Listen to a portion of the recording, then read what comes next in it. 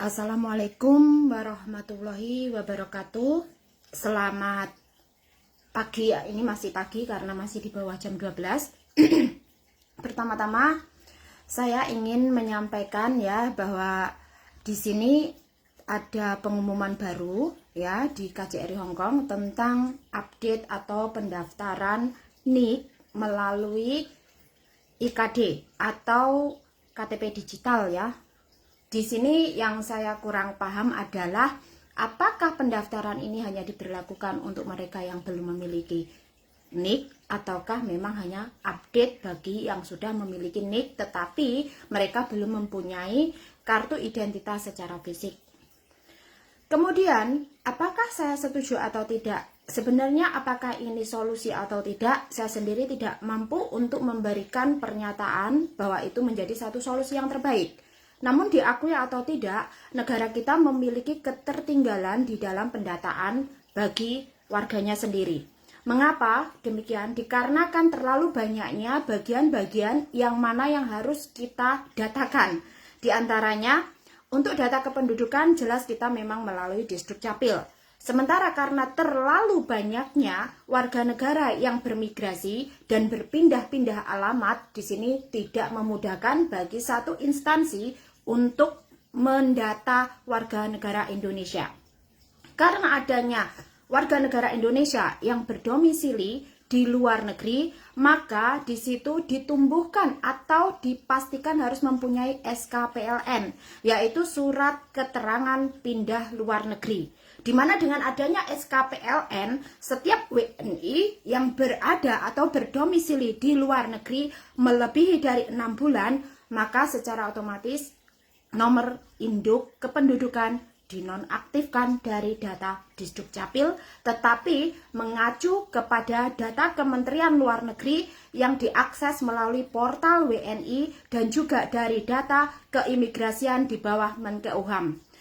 Mari kita membuka kembali flashback di tahun 2015 di mana pemerintah Indonesia sedang mengupgrade sistem untuk database kependudukan kita melalui Menkumham dari keimigrasian.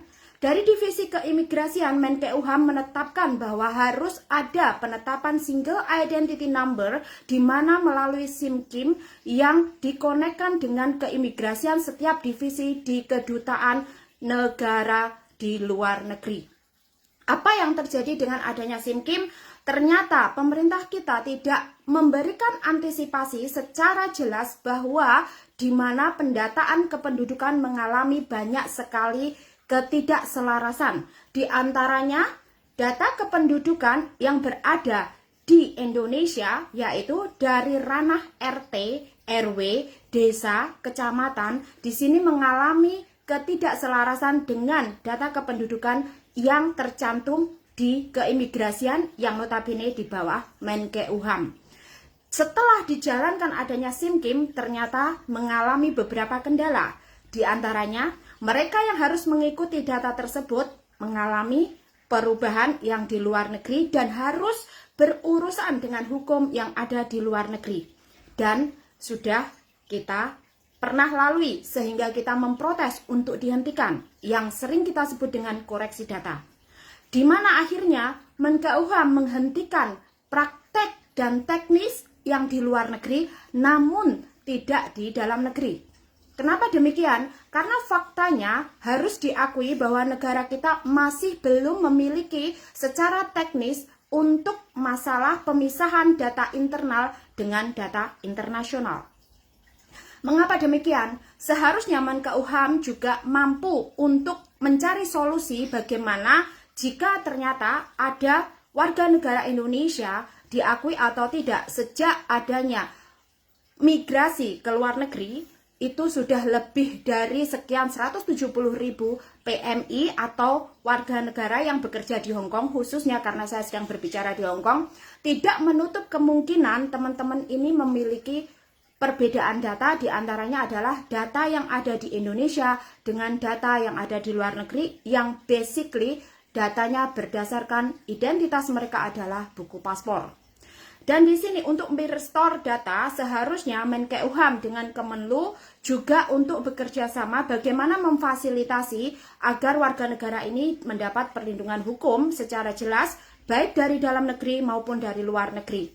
Yang mana dengan cara memisahkan antara Disdukcapil dengan keimigrasian. Yang keimigrasian harus disatukan dengan Kementerian Luar Negeri melalui portal WNI dan menstop adanya website portal WNI dengan seperti diskriminatifnya hanya dikhususkan bagi pekerja migran saja.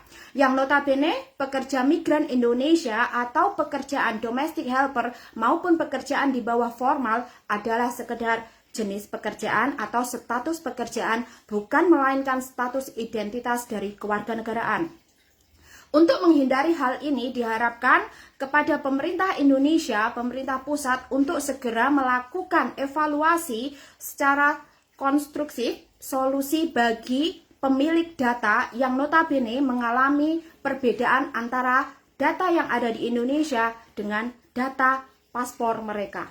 Solusinya bagaimana? Solusinya pemerintah harus memberikan kemudahan fasilitas untuk memberikan surat endorsement atau persamaan data dalam satu warga negara di mana mereka memiliki perbedaan data tersebut. Terlepas nanti warga tersebut memilih salah satu dari identitas tersebut atau mungkin tidak mempunyai kesempatan untuk memilih, pemerintah atau negara wajib memberikan solusi terbaik bagi teman-teman yang memiliki data berbeda ini dan dipastikan harus tidak berurusan dengan hukum negara tujuan yang notabene di sini sangat riskan untuk teman-teman yang mengalaminya. Bahkan sampai hari ini masih banyak teman-teman kita yang harus menunggu untuk peradilan di mana mereka mengalami perbedaan data. Memang mainly bukan salah teman-teman, tetapi akan tetap berurusan hukum adalah yang bersangkutan. Masih banyak di antaranya yang masih menunggu sidang dan putusan di mana dari peradilan Hong Kong yang terdeteksi menggunakan identitas berbeda dikarenakan usia berbeda ataupun dikarenakan mereka memang menggunakan identitas orang lain di saat mereka bekerja ke luar negeri. Hal tersebut terjadi dikarenakan di tahun 2000-an Indonesia belum sampai biometrik tetapi negara lain sudah biometrik.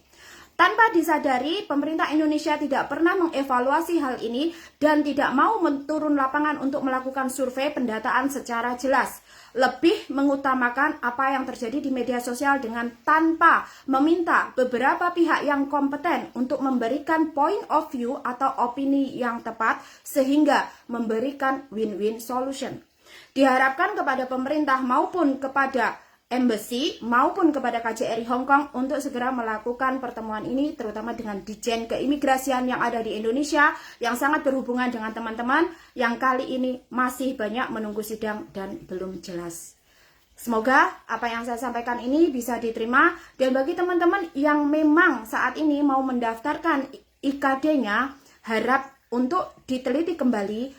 Jika kalian memang mengalami ada perbedaan data, mungkin ditanyakan kembali kepada KJRI Hong Kong, adakah solusi terbaik? Karena sudah ada di kasus 2019, ternyata dia ditangkap hanya karena Hong Kong ID dan KTP Indonesia ditemukan bersamaan, foto yang sama, tapi dengan data yang berbeda, akhirnya mengalami kasus hukum. Jadi di sini mungkin KJRI Hong Kong harus kembali mengevaluasi ataupun menyampaikan kepada pihak pemerintah pusat atas adanya ide tersebut. Apakah artinya kontreng itu menentang? Tidak, saya tidak menentang. Karena apapun itu menjadi solusi terbaik yang harus kita lakukan. Kita tidak bisa melakukan apapun. Saya sendiri tidak mempunyai kapasitas untuk menentang keputusan pemerintah. Jadi di sini yang saya lakukan bukan menentang keputusan pemerintah ataupun menentang satu kebijakan, tetapi saya hanya menyampaikan apa yang terjadi di lapangan dan apa yang seharusnya sudah dilakukan, kita sama-sama mengevaluasi karena untuk perbaikan. Terima kasih. Wassalamualaikum warahmatullahi wabarakatuh. Sampai jumpa dan semoga semuanya tetap sehat dan menjadi Indonesia lebih baik. Kayau.